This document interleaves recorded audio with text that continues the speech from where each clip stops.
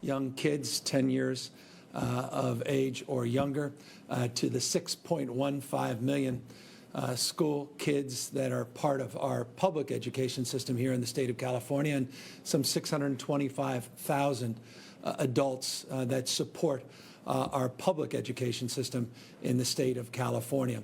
To Dr. Galley, who you'll hear from in a moment, a father of four, to so many members of our staff that are looking forward to our children getting back to school, getting quality education, and allowing us as parents to get back to work where we are able to, and to make sure that we're attending, as we anticipate this time every year, to so many other responsibilities as parents and caregivers. So today I want to talk about what we're putting out in terms of guidance and guidelines for education in the state of California in the context of COVID-19. We'll go through a list of specific recommendations, specific guidance, as well as updating you as we do on all the latest information relating to positivity rates, hospitalization rates, and ICUs here in the state. But let me begin first with a foundational framework, and that is our bottom line, that learning in the state of California is simply non-negotiable, that schools must, and I underscore must, provide meaningful instruction during this pandemic, whether they are physically opened, the schools, or not. And that's what I want to talk about specifically today. Our students, our teachers, staff, and certainly parents, we all prefer in-classroom instructions for all the obvious reasons, social and emotional foundationally, but only if it can be done safely. As a parent, I believe that. As someone that has a responsibility to help support the education of 6+ million kids in the state of California, I have the backs of our staff, our teachers, our school nurses, our counselors, our guidance staff, principals, bus drivers, janitors, all the folks that are responsible for the caretaking, the safety, and the health of our children. We have to have their backs as well, including, obviously, the preciousness that is our children and the kids in our education system. But safety is foundational, and safety will ultimately make the determination of how we go about educating our kids as we move into the fall and we work our way through this pandemic. Here is the 5 principles that we are laying out in terms of our expectations. Here is our pandemic plan for schools in the state of California. Number 1, safe in-person school, based, again, if you're going to be in person in the school, based upon local health data. And I'll walk through that bullet point in more detail in a moment. We have new mask requirements that we are putting forth today, some clarification and some constructive guidance on physical distancing and other adaptations that we expect to see within the school setting. We're putting out specific guidance as it relates to testing and contact tracing in our school system, and what we mean by distance learning. And the word rigorous is foundational. If we're going to have distance learning, and we will, to make sure that it's real, that we address equity, we address the divide, and it's quality, it's rigorous distance learning. Let's talk about number 1. Using data, using the foundational data that we have laid out county by county all throughout the state of California. We are now putting forth guidelines that say schools can physically open for in-person education when the county that they're operating in has been off our monitoring list for 14 consecutive days. If you've tuned into these daily briefings, you're very familiar with our monitoring list. I'll be updating that list later in the presentation today. But we are now putting forth guidelines that say, based on the data, based upon the background spread, the community spread of the virus, that if you are not on that monitoring list, you can move forward as a county if you choose to physically open your campus, physically open your schools. However, schools that don't meet this requirement, they must begin the school year this fall through distance learning.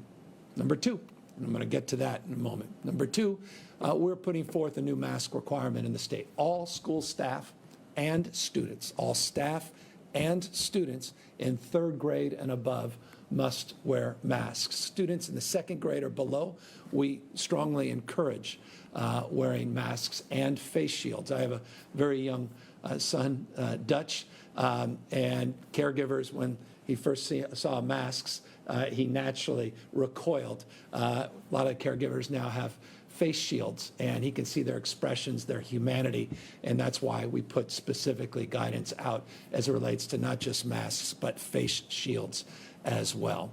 Our third frame of guidance that we're putting forth today is around physical distancing, and as I mentioned, other adaptations. So on the physical distancing side, we believe that it's incumbent upon staff to maintain at least a 6-foot distance between each other and a 6-foot distance between themselves and the students.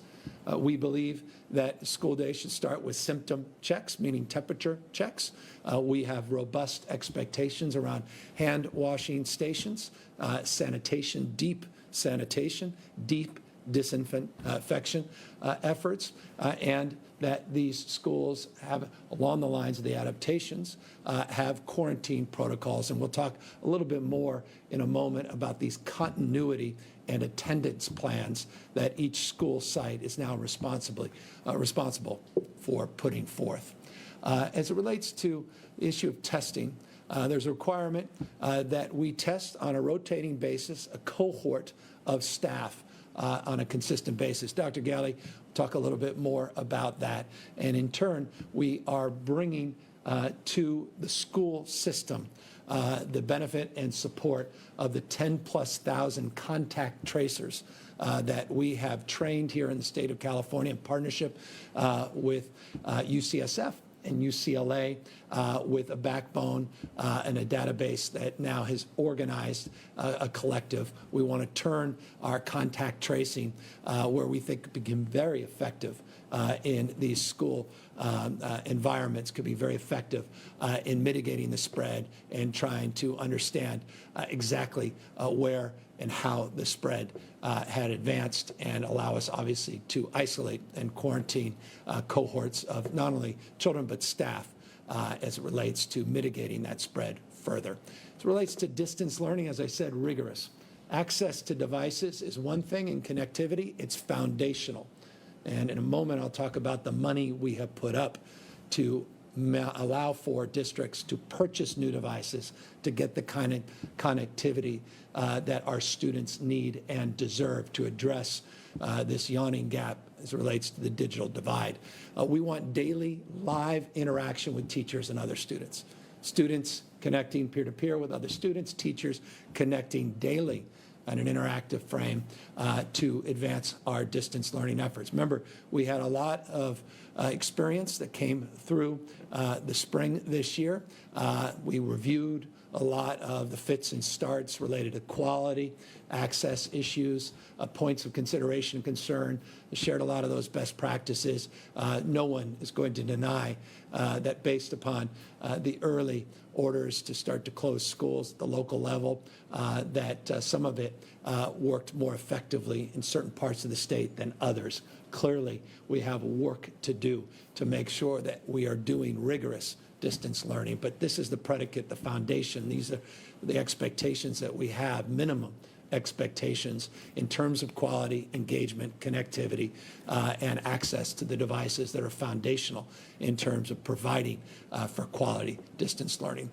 We also want to create a challenging environment where assignments are equivalent in terms of what you would otherwise get in an in-person class setting. I'm not naive, and again, we stipulate, that second slide I showed, that staff, that teachers, that parents prefer the socio-emotional learning of in-class education. That is a default, that's our bias, but under the circumstances with the spread of this virus, and I'll get to that spread in a moment as an explanation again as to why at this moment we're putting out this recommendation, that we want to do our best to create some sense of equivalency with the obvious constraints that is distance learning. We also want to make sure that we are always mindful of our students that are homeless, our students that are foster care kids that are in the system, kids with English as second language, and those with learning disabilities, those that have special needs and the like. Look, that foundation was laid, with the legislature and the strong support we received from the legislature when we put forth a package on equity that was approved. That package includes $5.3 billion to deal with learning loss that was associated with some of the closures last year, and a very, very focused and intentional effort to meet the needs of those, again, that fall into those categories of special needs in our system. So $5.3 billion was put in additional funding to prioritize the issue of equity. So it's not just a throwaway line, it's not just a catchphrase, it's not just something we put out to promote a point of view, but we're substantively putting real resources and heft into advancing that point of view as well. So the question a lot of people are asked, or rather begin to ask, is, all right, once our school is open, what happens if the spread goes into the classroom setting or in a district setting, or if the spread continues in the county unabated? And so this slide puts forth some criteria that we are setting forth. Again, these are brackets.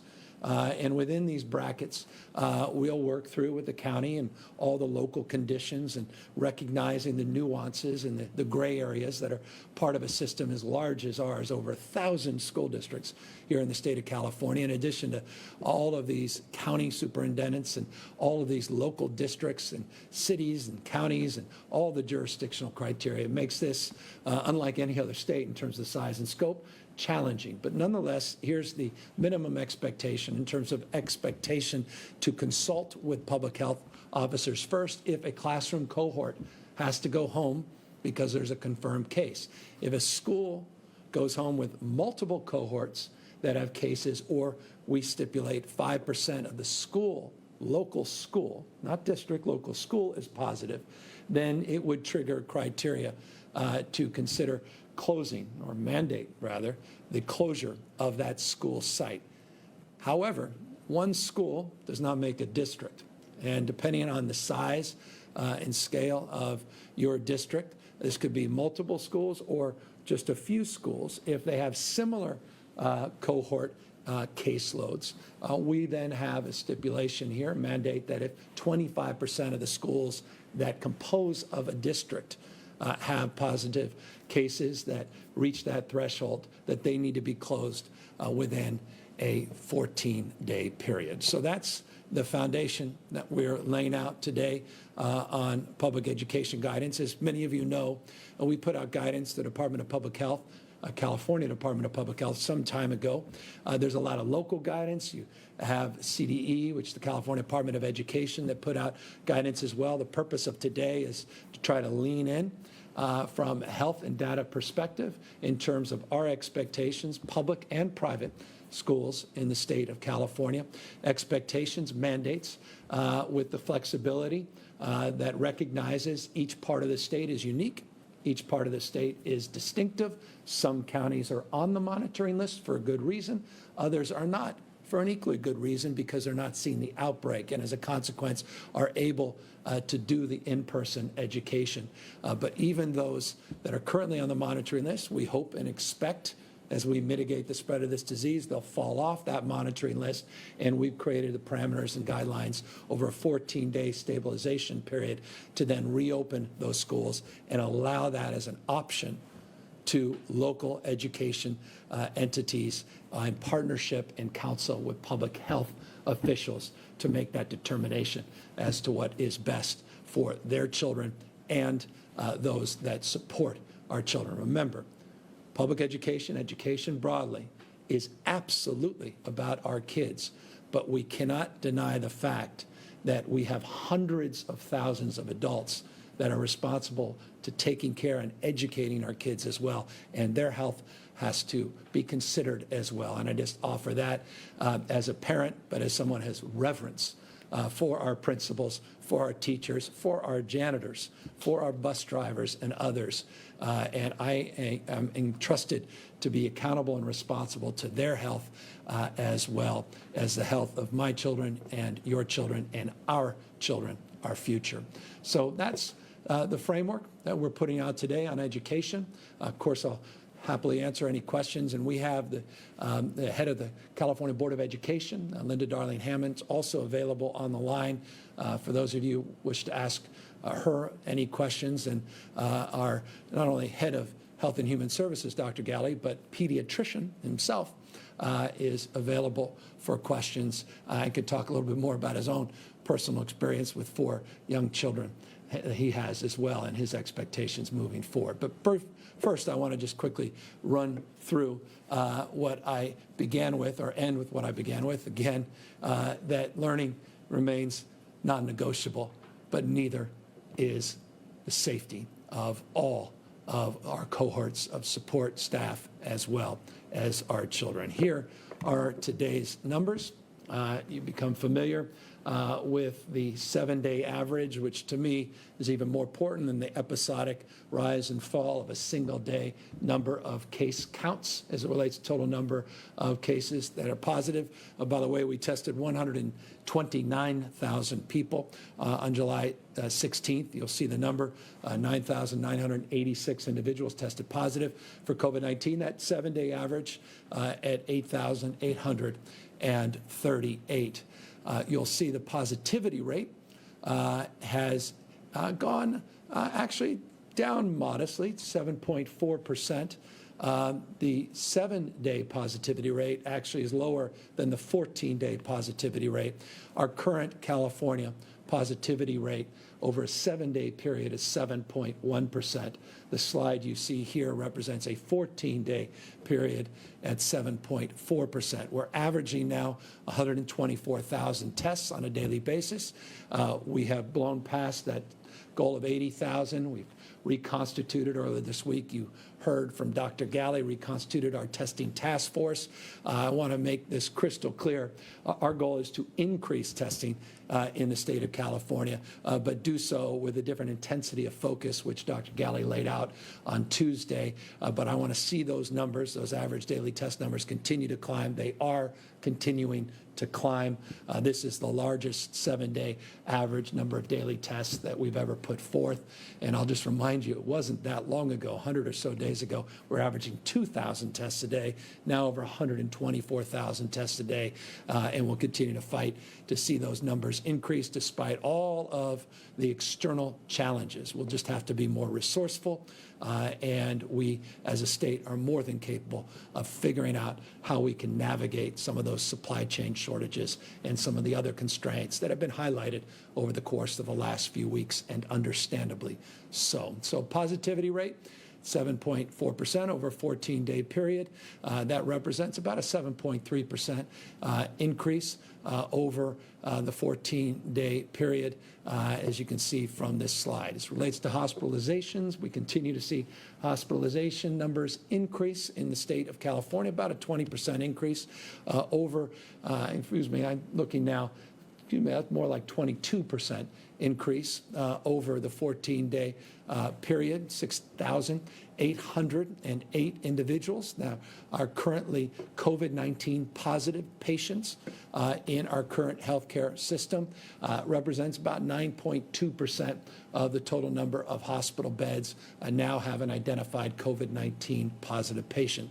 That was about 9% when I shared this slide with you on Monday. So it's increasing, but again at a rate that the current system in the aggregate can absorb. And I'll, in a moment, talk again a little bit more about what we're seeing at the county level.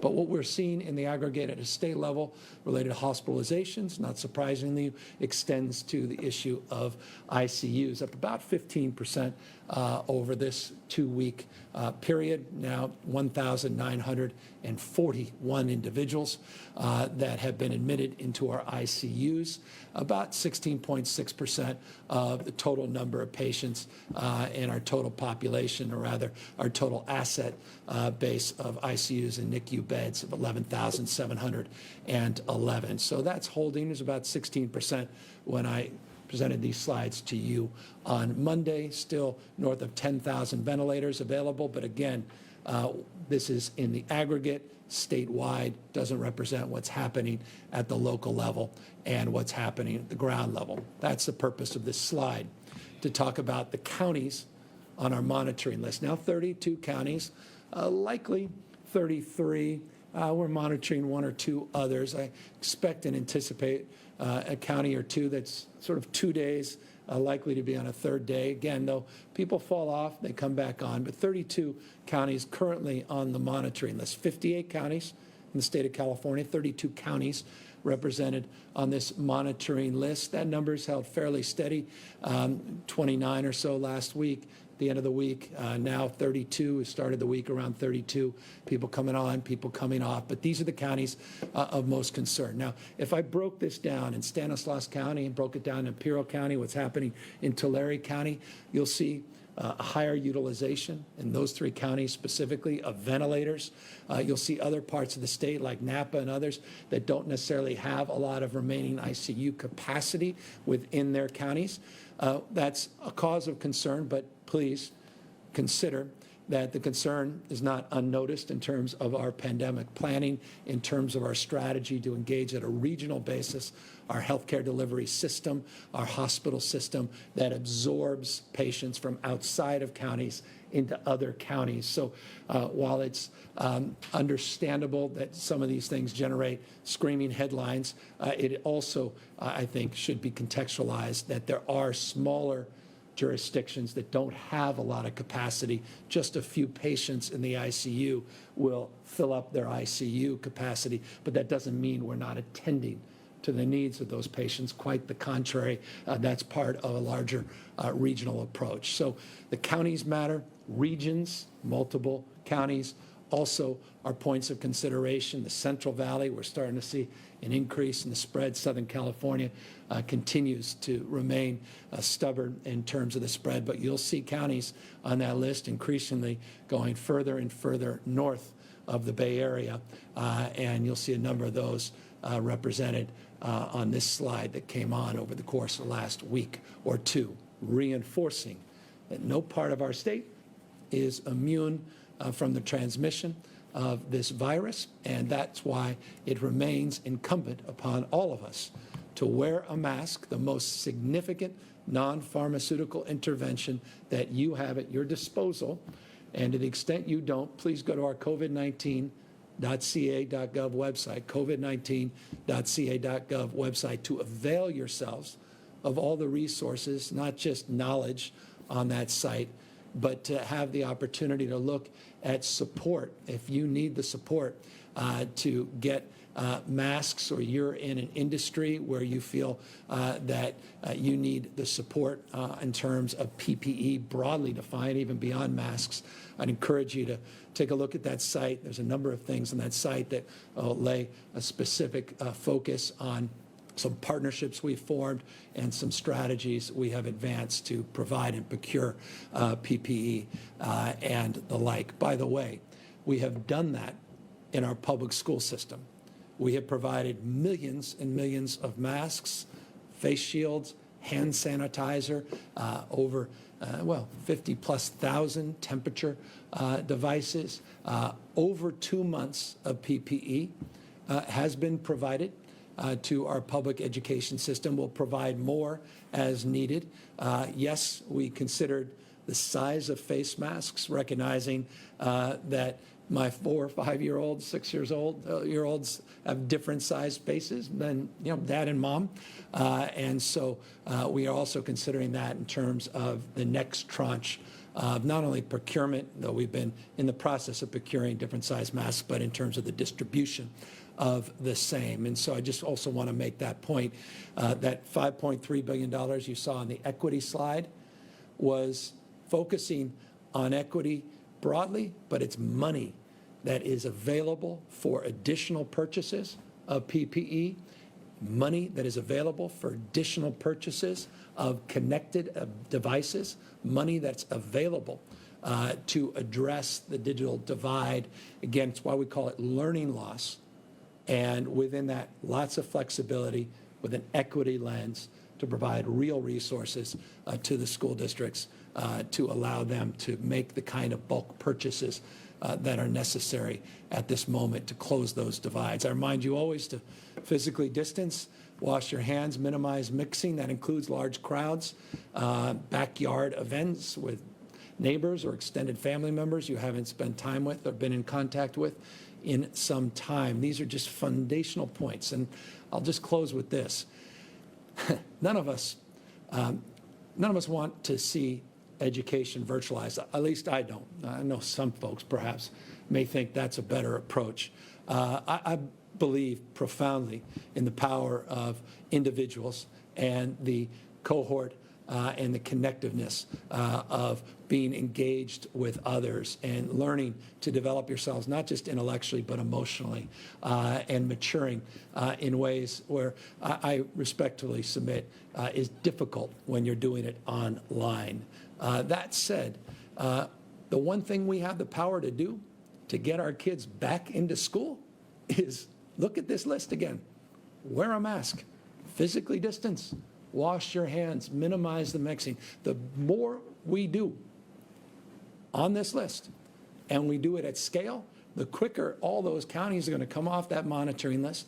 We're going to mitigate the spread of this virus, and those kids are back in school. So if that's your top priority, it's certainly mine, then it's incumbent upon us to practice not just what some of us preach, but to practice what we preach as individuals that desire to see our kids go back, to model the behavior that we know can mitigate the spread, model the behavior that can actually extinguish this virus. I saw one study, I don't even want to get into the details, but if every American wore a mask in just a number of weeks, we'll have dramatically bent the curve. I don't know that that's too much to ask, though I recognize these are not the most comfortable things and often attractive things to wear.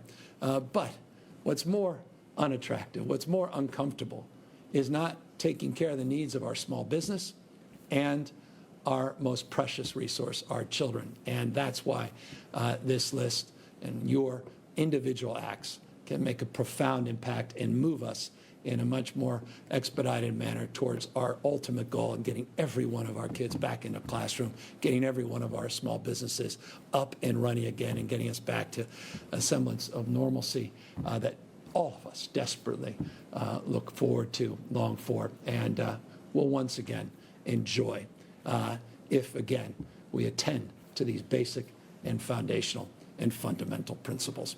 So with that, I always encourage you to learn more and go to that covid19.ca.gov website. And I encourage you to go to that website to learn more about these continuity plans that are also required in our public education system. We call them local continuity attendance plans. In the vernacular that's well known in the education system, we talk about LCAP plans. We are now adopting those in a COVID-19 environment to consider the spread and consider this disease and its spread in light of some of those local plans. Those have to go up on, and well, made public and go up on site where you have, as a parent, as someone who cares about this issue, you have access to that information. A lot of that information, again, always being aggregated on our covid19.ca.gov website. So again, we have Dr. Galley, a dad, a pediatrician, who's available for any questions. We have Linda Darling Hammond, and if you don't know her as in her formal role, she's also one of our nation's leading educational experts. The reason she was appointed to this position, we're blessed to have her. She's also available to answer any questions. And then you have a governor with 4 kids who is also available to answer any questions. Ricardo Cano, Cal Matters. Thank you, Governor. There seems to be some skepticism from parents and students over the quality of distance learning that they're going to receive just given the way things played out in the spring. The budget you signed includes new standards, but doesn't spell out requirements for live synchronous instruction that parents and academics feel is an important part of distance learning. My question is, how much live instruction do you feel schools should be offering students this fall, and what recourse will parents and students have if they're not receiving the quality instruction from their schools laid out under your budget? Well, we stipulated $5.3 billion in terms of statutory language and expectation that certain conditions will be met as it relates to rigorous online and distance learning. So we laid those out in very specific terms here today in terms of the slide that I put up. Let me put that slide now back up because it will will answer your question more specificity. You'll see our fifth bullet point, rigorous distance learning. This is about having a requirement to have access to devices and connectivity for all of our kids. You may be aware, and I'm really proud, my wife has been working overtime to try to get philanthropy engaged and to get support to get devices donated and to have Wi-Fi hotspots and connectivity beyond even Wi-Fi in our public schools. I thank Tony Thurman for his leadership in this space as well, Linda Darling Hammond. They all worked collaboratively together.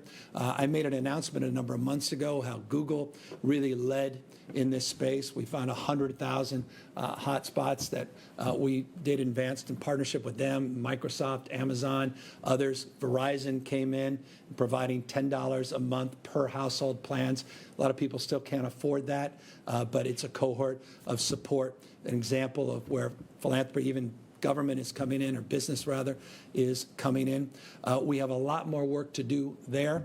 We were able to get Chromebooks and laptops. We were able to get tens of thousands, over 70,000.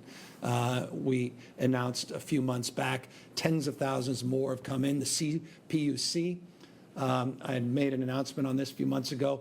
It goes to your question. It's worth repeating today. The CPUC has been doing much more targeted mapping of areas where connectivity is not robust and it's not optimal. That's been a renewed effort over the last few months to prepare for our fall academic season. We have, in addition to that, put up tens of millions of dollars, $25 million from the CPUC, that is providing supports to what we call LEAs, these local education authorities, to cut the costs of connectivity and devices in half, in addition to all the philanthropic efforts that are underway. But we put that $5.3 billion up, and we put statutory language in the budget as it relates to the need to do a lot more in the old traditional ways through bulk purchasing. And that's why that money is available. And that's why it's incumbent upon districts in the next couple of weeks that are opening up, some as early as August 17th, to purchase these devices to get that connectivity moving. Let me just give you a novel example of some of the connectivity. The city of Sacramento outfitted a lot of old school buses for connectivity and put out a playbook for other parts of the state to consider a possibility of mobile connectivity as well. It's just an example of some of the work that's being done, some of the innovation that deserves some recognition. It's not a solution at scale, but it gives you a sense of what's been going on and what we intend to advance. Daily live interaction. You're absolutely right. The spirit of your question. As a parent, I agree with the spirit of your question. I want to see that interaction with teachers. I want to see that interaction with students. And I also want to see it rigorous. I want to see it challenging. I don't want to see it passive. I don't want to see it disjointed. So we deal with equity. We deal with connectivity. We deal with quality. We deal with the importance of having lesson plans that are robust and are meaningful. And we move aggressively to extinguish this virus so we can get everybody back into the classroom as soon as we can. This is how we start in those monitoring counties. This is not how we intend to end. Quite the contrary. We hope in some cases some of these counties fall right off that monitoring list, and we're back up and running in person with all these new criteria and safety expectations, health expectations in place. John Myers, LA Times. Hi, Governor. I'm hoping you can give me a little bit of information about your thinking on this question. When you talked to the press on Monday, a couple of reporters asked you about additional statewide efforts or statewide clarity, and you seemed to suggest at the time that there was enough out there already. But clearly things have changed in your thinking, so I'm just curious, what's changed between then and now, I should say? Did you see data from some of the local communities that gave you pause? Did you see maybe the suggestions of other school districts that have already moved to this? What changed? What was the moment that made you think you needed to do more from the state? That was about 10 days ago, so forgive me for leaving you with that impression on Monday. It certainly was not my intention, quite the contrary. We've been planning to make this announcement for some time. We've been working very collaboratively with all of our partners across the spectrum. John, you know well the spectrum of educational leaders, counsel and advice that we've received from them, but also working with local health officials. So I previewed that on Monday with the expectation that we'd be rolling out this plan with a little bit more nuance and detail. And so we're just moving in that direction as we intended, and we're very, very pleased and grateful for the incredible counsel and advice that we've received from so many stakeholders. Politico. Governor, thanks for taking our questions today. I think a lot of parents around the state are wondering what this means. You and others have talked about how kids getting back to school is going to be critical for really getting the economy restarted. So do you have any plans to support parents who this news will mean kids staying at home indefinitely at this point? Yeah, I mean, it's across the spectrum, isn't it? I mean, when you have an average daily rate of case increases now over 8,838, that's our 7-day average, those case numbers are of concern. And that's why we moved forward with modifications to our stay-at-home order, added more of these counties to the monitoring list. We're concerned across the spectrum about the impact on local businesses, the economy in the state, and obviously our parents. And again, it's not an intellectual exercise for me. It's quite personal, as it is for so many people watching. I don't need to belabor that point, except to say that I bring that personal experience to bear as it relates to the conversations we're having. Dr. Galley certainly does as a pediatrician and as a parent of 4. And of course, with our partnership at CDE and our partnerships with the state board, we have been very sober in terms of how we've engaged in this conversation because, yes, our default, and I made that clear in that first slide, our default is in person, but we have to do it in a safe way, and we have to do it in a way that can guarantee the health of not just our kids, but also those that are entrusted with their care. And based upon the spread, based upon the increased spread of this virus just over the course of the last number of weeks, and the fact that we haven't been able to yet, and we will, bend that curve to the degree that we must, that has unfortunately put us in this position. And so I look forward to finding all of those supports we possibly can across the spectrum to help support our small businesses, to help support our caregivers, and to help support our parents that, trust me, I know intimately, are dealing with an extraordinary moment in their lives, in their children's lives, and the pressure we put on our parents is very, very intense indeed. Hannah Wiley, SAC-B. Hi, Governor. Thanks for taking questions. Had the state moved more slowly through the reopening phase back in the late spring and early summer, do you think more school districts would be in a position to offer in-person learning? I'm not able to hypothesize about coulda, woulda, shoulda. Here's the reality that's in front of us, the reality I presented you today in terms of the spread in these parts of the state. It's been, I think many people have recognized that we are still going through the first waves of this pandemic. We're not out of the first wave. We were able to substantially mitigate an increase in the spread of this virus. We extended that mitigation for a period of time where ICUs and hospitalizations held steady.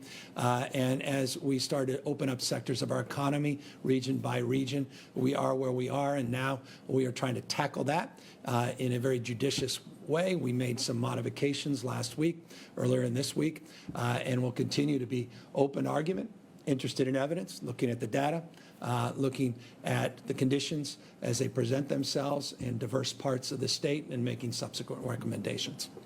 John Woolfolk, Mercury News. Hi, Governor.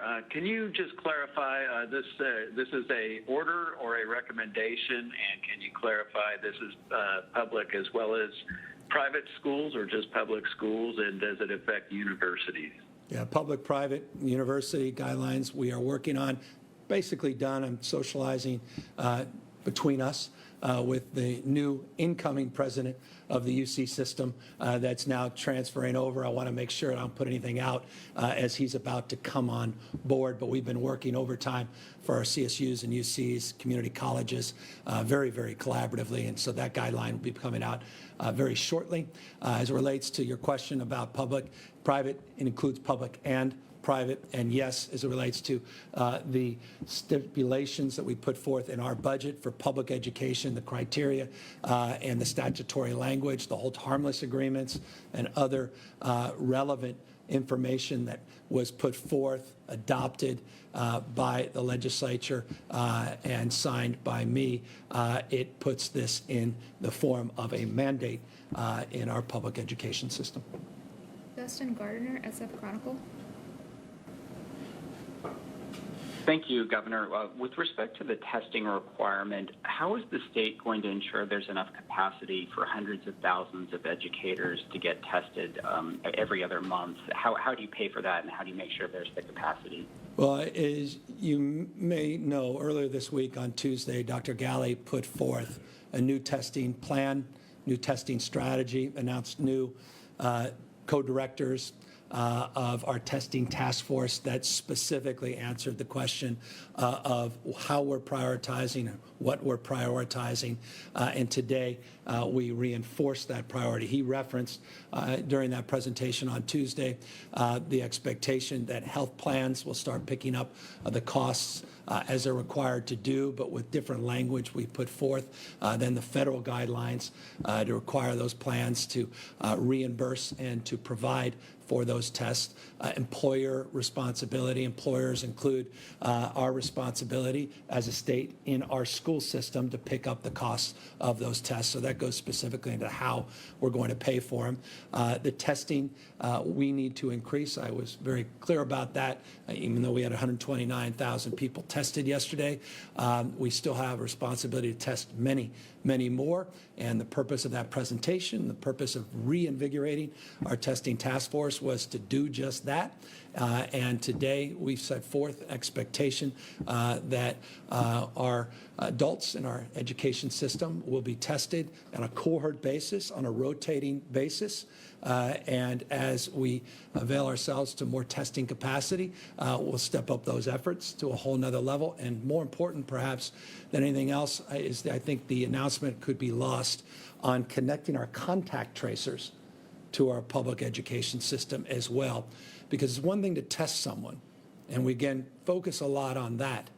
But what do you do after someone's tested positive or someone's been exposed to someone who has tested positive?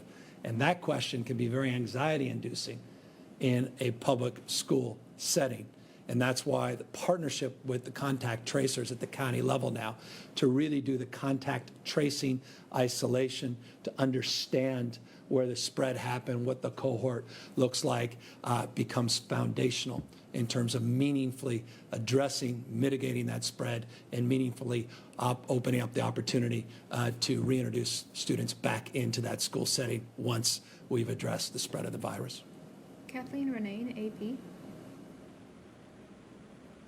Hi, Governor. So as you mentioned, some schools are starting in the middle of August, so 4 weeks from now. Do you think that you're giving them enough time to implement these, complicated rules in a meaningful way by the time school starts?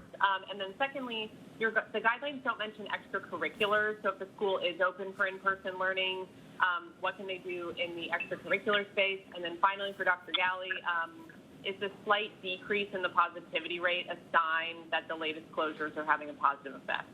Yeah, well, I'll leave that to Dr. Guy. I'll just defer to him since I've taken too much of everybody's time. I have strong opinions about that positivity rate, but I'll let Dr. Galley express his first. But look, as it relates to providing time, we've been at this for months now.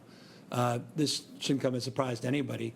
We ended our school year last year with the expectation of providing distance learning. We worked with a lot of the districts to share best practices, to work through a lot of issues.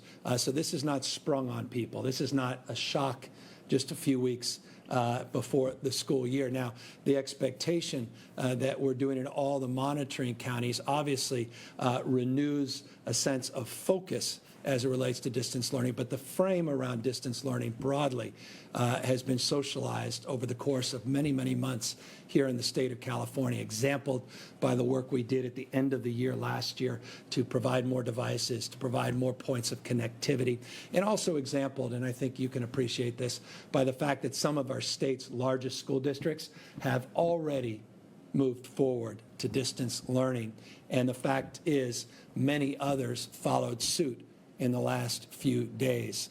And so you have dozens and dozens and dozens of districts that already are moving down this path. And so from that perspective, I think the opportunity for these districts to prepare and opportunity to use the resources that we made available weeks and weeks ago in the budget avail themselves, I think, very favorably. Though, again, I am not naive. You'll invariably find a district that doesn't want any mandate, and certainly not this mandate, that obviously may express a different point of view. But we are working through 1,000 plus districts in this state, and we're working through a scale no other state in the country is working through. But with that, I'm not sure another state in the country has its head of Health and Human Service that has 4 kids and is a pediatrician. So let him answer that question on that positivity rate.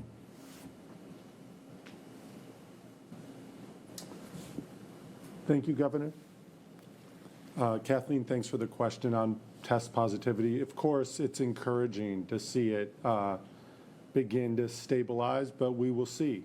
I think we're doing a lot more testing. We know that we're seeing more transmission as evidenced by the increased number of cases over a 7-day average.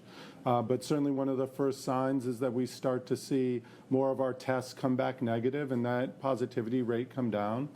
So as we do every day, we're going to keep watching it very closely, take it in context of some of the increased challenges of getting test results back because of the large number of tests being done across the nation. So yes, it's encouraging, but we're going to watch it closely, and we're prepared for whatever we see tomorrow and over the trends. So we continue to push out testing, try to get it to the places where we know we're seeing cases increased in those communities where it's vital and important, and we'll be keeping up on the updates, and as soon as we feel confident in that trend and we see other numbers start to stabilize, we'll credit some of the moves we made over the last few weeks to those. And this is that time that, given it's been about 3-4 weeks since we first started to make moves, the governor with his finger on the dimmer, moving it down a little bit. So we're right in that time period where we may see some of the changes and the benefits of those. So with all of you, we'll watch it closely and see where we are over the weekend and early next week. And just to reinforce for folks, the positivity rate on the 7-day, when we announced it on Monday, was about 7.7%, 7.1 today. But I've got to just say, it's a point of caution. Those positivity numbers can fluctuate significantly in these 7-day averages. And so we may be at a completely different place on Monday. And so, again, some of these data points, even these short-term trends, I want to caution folks. But nonetheless, I want to thank everybody for their indulgence and their personal responsibility over the course of the last few weeks in allowing us to move forward at this next level to mitigate the spread of this virus. CRA News. Governor, on the topic of parents that have students with special needs, I spoke to several parents over this course with students on the autism spectrum. They say their children have regressed considerably since distant learning last semester. It just didn't work.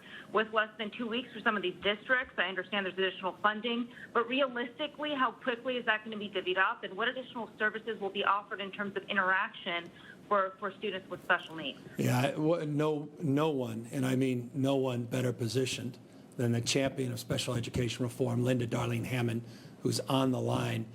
Linda can answer that question more effectively than perhaps anyone. And so let me ask Linda to answer that question, and I'll fill in wherever she leaves off. Linda? Thanks very much for that question. And, we're very concerned about meeting the needs of the full range of students. All of the districts have been aware that they need to have capacity for distance learning and begin to adapt what they're doing for students with special needs. We will have standards and guidance, further standards and guidance coming out over the coming week. But in the meanwhile, a lot of the districts and county offices have been developing resources, many of them targeted for students with special education needs, curriculum, and plans for how teachers will be able to do one-on-one as well as small group instruction, whether it's in person or online. There's been a lot of training happening this summer, and many teachers are learning how to, both getting the time put in their schedule and learning how to use the breakout room in Zoom so that a small group can meet with them, including students who need one-on-one attention. The paraprofessionals sometimes can be one-on-one in that Zoom breakout room and in other contexts to work directly with students in the ways that they need to receive services. So I think we're going to see a lot more capacity this school year than we were able to have in all districts last school year to really respond to both classrooms as a whole and the needs of particular students. And of course, as the governor said, we want to get people back to school in person. And the guidelines not only say who can't open school, but who can.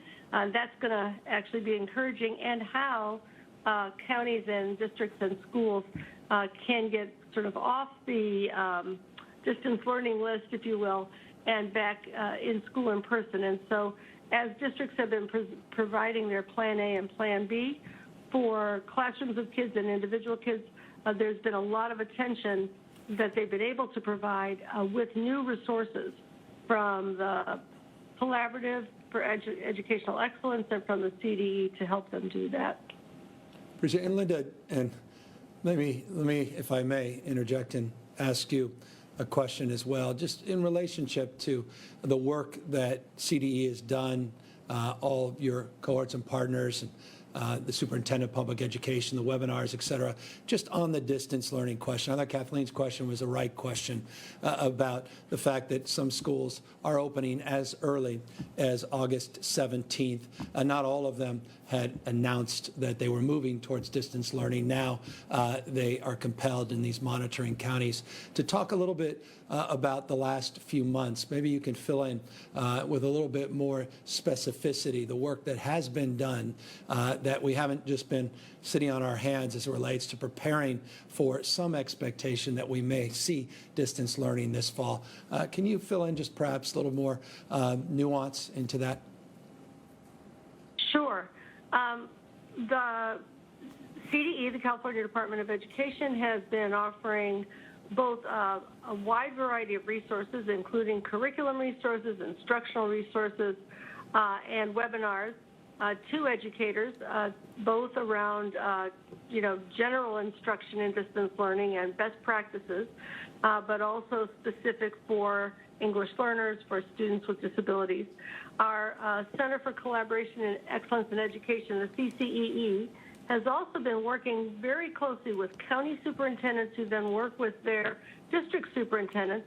A number of them have created entire curricula that are now available for districts that didn't have a pathway to a continuity plan for instruction earlier. and have been holding up best practices, including for students with disabilities, in ways that have been traveling across the state at a very rapid clip. We do have an infrastructure where the county offices work directly with the districts in their counties, and they're getting a lot of support from both of those agencies at the state level.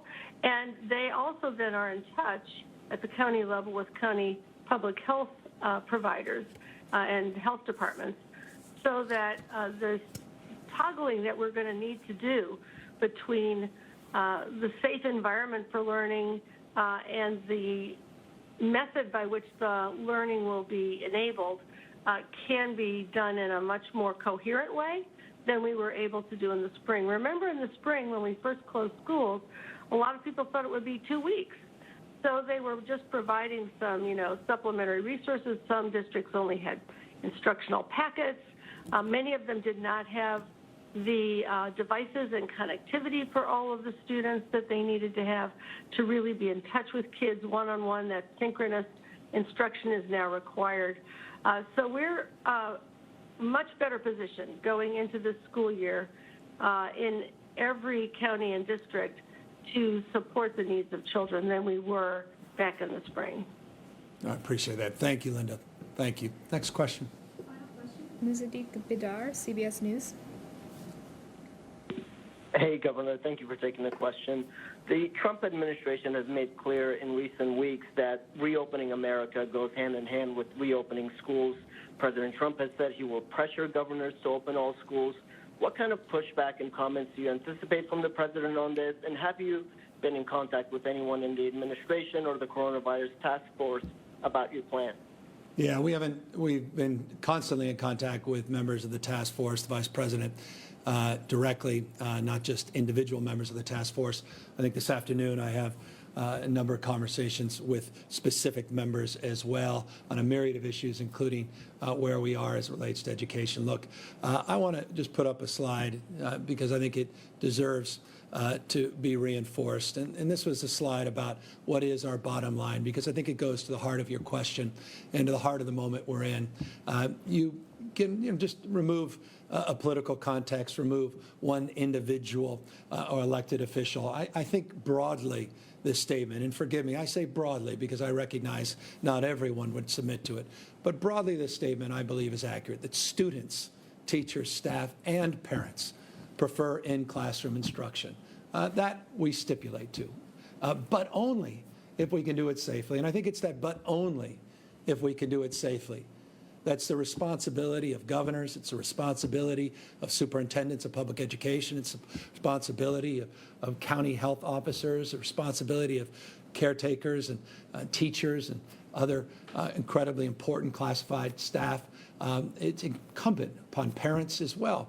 And so this is the question that we are responsible for answering. How can we do it safely when you're seeing a background spread of a virus in certain areas that invariably will impact what's happening within the school environment? And I deeply recognize, I follow the science. I pay attention to the data as it relates, again, as a parent first, but as a governor, to the data about the spread of this virus based upon age. None of us are naive about a lot of the studies that are out there. And by age, I mean not just young people, but by ages underneath them, meaning 10 and younger, and our elementary school kids and the like. But we're not just talking about our children. We are also talking about those we entrust our children with when we drop them off at school as well, and their health and their safety. So it's an ecosystem, our public education system, our education system broadly, and we are responsible to address the needs of that ecosystem. And part of that ecosystem, in closing, does extend, and I recognize the president's insistence from an economic paradigm. I get that. it also impacts the larger economic question, because we all recognize as parents the need not only to get our kids back to school where they're healthy and safe, but also for us to get back to work as well. So all of these things are being weighed. They weigh heavily on all of us as parents, as members of community that have roles of responsibility. And so I appreciate this dialectic. I guess it's a way of saying this. I'm not looking to score cheap political points with people that have different points of view. I respect and appreciate this dialectic, this conversation that we're having, and we'll continue to have it with kind of, I think, clarity of purpose and conviction to keep our kids and keep our economy moving, keep everybody safe and healthy in the right balance. And so, again, I thank all of you for the opportunity to balance perhaps some of your day with this update and your time. I want to thank questions for the questions that we received. I want to thank Linda Darling-Hammond for her just extraordinary work over the course of many, many months, not just weeks, as we organized around the announcement we're making today. Dr. Galley for all of his work, working overtime to help advance this cause, to all our education advisors, and to the superintendent of public education, Tony Thurman, for his willingness to never sacrifice for expediency, but to really focus on the medium, long-term safety of our children and our staff. With that, hope everybody has a safe weekend where you are wearing your masks, practicing the physical distancing, and doing so in turn in the spirit of getting our kids back in classroom instruction. Take care, everybody.